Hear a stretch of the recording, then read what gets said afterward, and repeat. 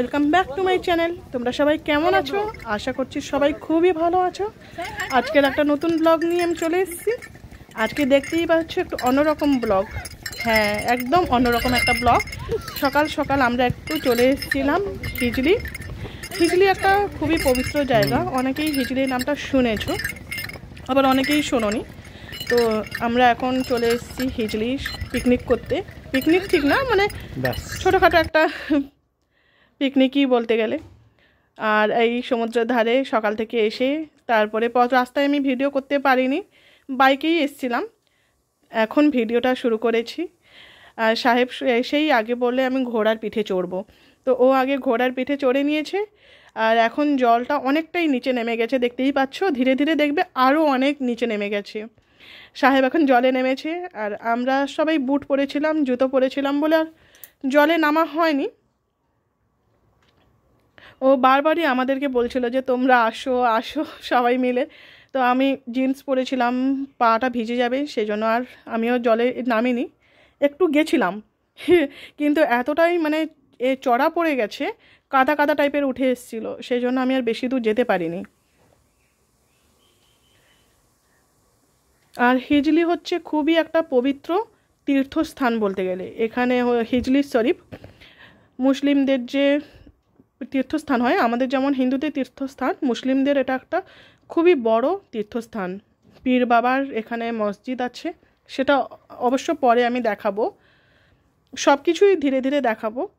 তো চলো দেখতে থাকো ব্লগটা।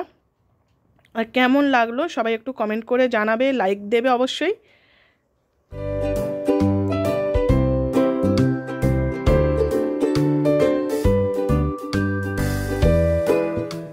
আর ওইখানে দেখো কত দূর থেকে সব লঞ্চগুলো যাচ্ছে, ওইখানে লাইন দিয়ে সব লঞ্চ যাচ্ছে।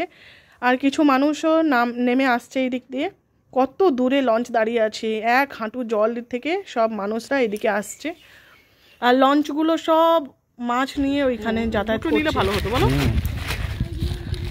তো আমরা এখন একটা জায়গায় এসে বসেছি, আর আমরা এখন মশলা মুড়ি কিনে নিয়ে এসেছি, মশলা মুড়ি খাবো বসে। এই যে এখানে সাহেব বসে আছে, আর এখানে যে সাহেব স্কুটিতে দাঁড়িয়ে আছে।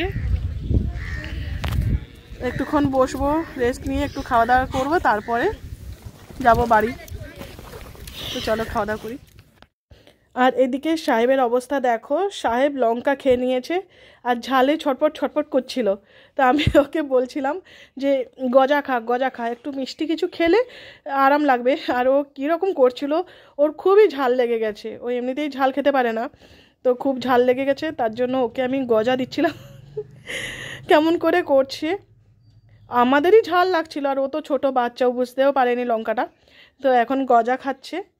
আর আমি এই ব্লগটা করছি মানে জানুয়ারির 1 তারিখে, আমরা জানুয়ারির 1 তারিখেই গেছিলাম। তো অনেক দিন দেরি হয়ে গেছে, কারণ আমাদের দেশের বাড়িতে ওখানে টাওয়ারের একটু প্রবলেম হয়, তো তার জন্য আমি ব্লগগুলো আপলোড করতে পারিনি। আর এখন আমরা চলে এসেছি এই মাছ বাজারে। এখানে নদী থেকে সব মাছ ওঠে। এটা হলো পেটুলির ঘাট। এই ঘাটে এখানে সব লঞ্চে করে মাছ আসে, আর এখানে সবাই বসে মাছ বাছাই করে, যেমন লোটে মাছ, তোপসে মাছ, চিংড়ি মাছ, প্রচুর টাইপের মাছ এখানে একসাথে থাকে, তো এগুলো সব আলাদা আলাদাভাবে বাছাই হয়। দেখো কত মানুষ এখানে সব বাছাই করছে। আর এখানে সব আসে মানে যারা ব্যবসায়ী, এসে এখান থেকেই সব ডাক হয়। আর ওই যে নদীটা দেখতে পাচ্ছ, ওইটা হলো রসুলপুরের নদী। নদীর এই পাশটা হলো পেটুলি ঘাট, আর ওই পাশটা হলো কাঁথি।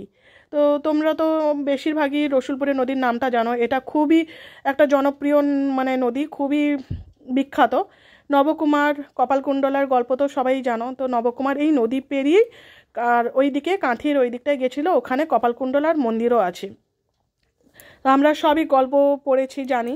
আর এই জায়গাটা হলো সেই জায়গা, রসুলপুরের নদী এটা। আর আমরা এত মাছ দেখে সাহেব তো পুরো অবাক হয়ে গেছে যে এত টাইপের মাছ। আর আমিও এখানে দাঁড়াতেই পারছিলাম না, মাছের এত গন্ধ ছিল। তো এখান থেকে কিছু মাছ আমরা কিনেও বাড়ি নিয়ে গেছিলাম। এখানে আমুদি মাছ আর কিছু মাছ, আমার তো মাছের এত নাম জানা নেই, তো অনেক কিছু মাছ কিনে, তোপসে, হ্যাঁ আমুদি মাছ, তোপসে মাছ, অনেক কিছু মাছ কিনে আমরা বাড়ি নিয়ে গেছিলাম।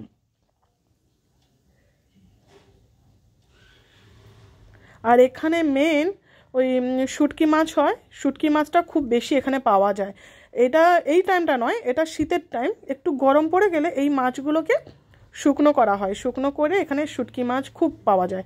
তো আমরা গেছিলাম মূলত শুটকি মাছের উদ্দেশ্যে, কিন্তু শুটকি মাছটা আমরা এইবারে এতটা পাইনি। তো সবাই বলল যে আর একটু 1 মাস পরে এলে তারপরে শুটকি মাছটা এখানে হবে। তো এখানে কিছুক্ষণ থেকে আমরা বাড়ি চলে গেছিলাম। বাড়ি গিয়ে আবার মাছ কাটার ভিডিও তো তোমাদের দেখাবোই।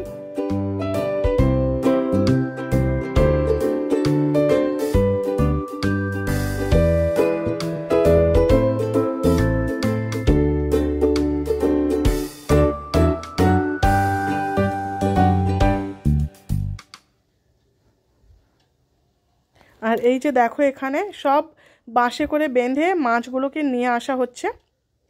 আর এই যে আমরা এখানে মাছ কিনছি, এই মাছগুলো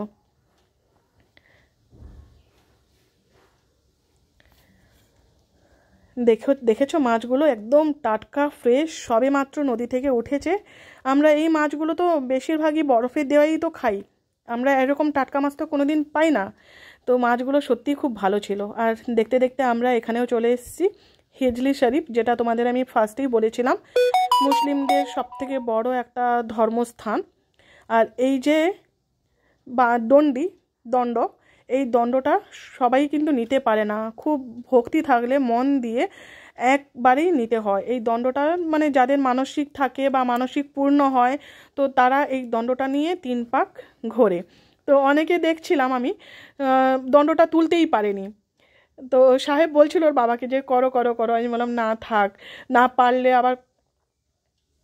তো যাই হোক, এখন উনিও করছেন। আর এটা হলো হিজলি শরীফ। ভেতরটা আমি যদিও ভিডিও করতে পারিনি, তবু আমি বাইরে থেকে তোমাদের দেখাচ্ছি। এটা খুব সুন্দর একটা জায়গা। মানে আমরা যে গেছিলাম, আমরা ওখানে গিয়ে পুজো দিয়েছি, মনের একটা শান্তি হয়েছে। আর এইখানে চাদর চড়ায় পীর বাবার স্থান এখানটায়। এখানে সবাই যাদের মানসিক থাকে তারা এখানে চাদর চড়ায়।